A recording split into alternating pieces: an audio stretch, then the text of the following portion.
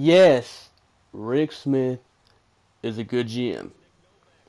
And I am getting tired of the constant bashing Rick Smith gets for not being a good GM. When on the contrary, he's one of the better GMs. And to make things worse, people have legit no good arguments for Rick Smith not being a good GM. It's always the same old story with these people. They always say one of four things. The first being, but my quarterback! That's the most common argument I see when I see people bashing Rick Smith. And that's probably the dumbest one too. They act like it's so damn easy to find a franchise quarterback. If it were so easy, the Bears, the Browns, the Broncos, the Rams, the Niners, the Jaguars, the Bills, the Jets, and yes, even the Texans would all have one. If it were so easy, there'd be more than just 5 current starting QBs that are actually considered elite. There'd be more than just, what, 8 starting QBs currently in the NFL with a Super Bowl win? So it's not easy to find a quarterback. If it was, Rick would have already got one. And another thing, it's not like Rick Smith missed on any real quarterbacks. I mean, Blake Bortles, he sucks. Bridgewater, he sucks and he's broken. Carson Wentz, Mariota, Winston, come on. Those are unrealistic expectations to pick up those three guys.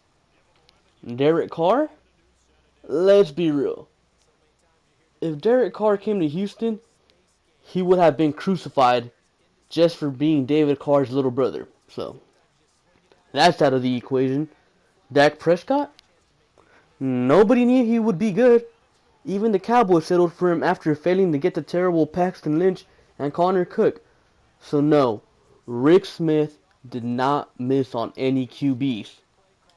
Number 2, Rick doesn't really win. Really.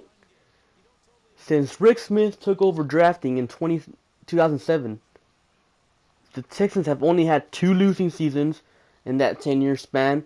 In that same 10-year span, the Texans have had 6 winning seasons, 4 seasons that they've actually made the playoffs, all while only having 4 years of competent quarterback play from 2008 to 2012. If you ask me, that's impressive. How many GMs could actually do that? Or would you rather be like the Jaguars, Titans, Browns, Jets, Bears, Bills in that same time span? Yeah, I thought so. Argument number 3. Rick Smith doesn't sign good free agents.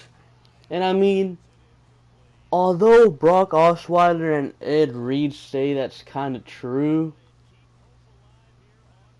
Jonathan Joseph, Danielle Manning, and Lamar Miller say otherwise, but I will admit it, he's not great at picking up free agents, but he's not bad either. And that's not even mentioning what, you know, another thing that Rick Smith does well, and is still kind of considered picking up free agents. And 4. A lot of people say Rick Smith is really bad at keeping his players. Well, this chart says otherwise.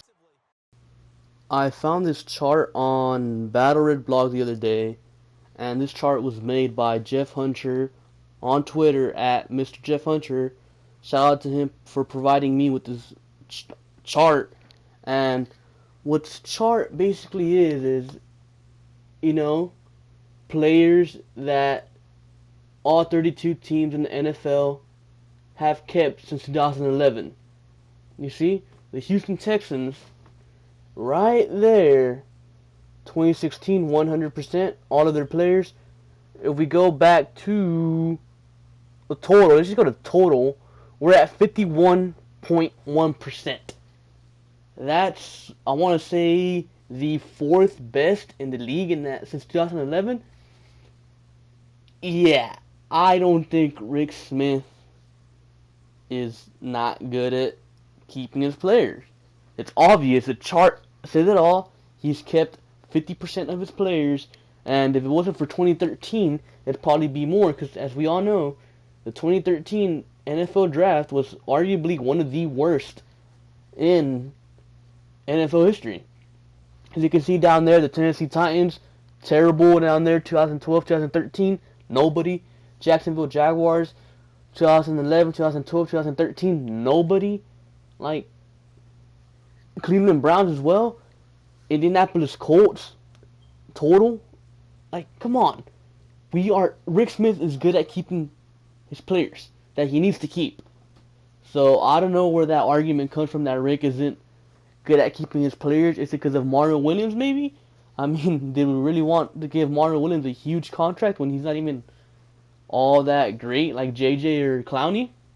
No. What about AJ Boye? Do you think 12 solid games have earned him a $13.5 million contract a year? No, I don't think so. So, yeah, I think Rick Smith is fairly good at keeping his players. I don't know where that argument comes from, but yeah, whatever. So now that I've shut down all those absurd Rick Smith claims, let's get into some other things he does well. He manages the cap space very well. Many people believe we'll have to choose between Clowney and Hopkins. But with 56 million in cap space next season, we can easily sign both. Like, it's no issue. The Texans are never in cap hell. They always have enough cap to make the moves they want. Another thing, he's arguably the best at finding undrafted free agents. Let's see. Arian Foster, AJ Boye, Greg Manx, Brennan Scarlett, Joel Heath. I mean, that's only a handful. And honestly, Brennan Scarlett isn't really, as good as the other ones, but he's still a solid player that went undrafted, and he'd probably be starting on another team like the terrible Colts. So, I mean, that's pretty good. Another thing, he's the only GM to have all his first round picks since 2008. I mean, that's not that big, but still that's good, That means he's constantly hit since 2008. Who is it? Let's see, Dwayne Brown, Brian Cushing, I want to say Kareem Jackson, J.J. Watt, followed by Merciless, 2013, Hopkins, 14, Clowney, 15, Kevin Johnson, 16, Will Fuller, and 17, Deshaun Watson. So, I mean, was that 10 years of constantly having his first round picks? I mean, no one does that. And one of the things that goes so underlooked, that is probably one of my favorite things about Rick Smith, is how he flips for picks. If you don't get what I'm saying, is, look, for example, he brought in Quentin Demps for cheap as a free agent. And then a couple seasons later, he let him walk, and now he's going to get a fifth round pick for him. He also picked up John Simon from Baltimore's practice squad 2 or 3 years ago, and now he's going to get a fifth round pick for him. He picked up Boye when he went undrafted. Now he's getting a third round pick for him. You get what I'm saying now?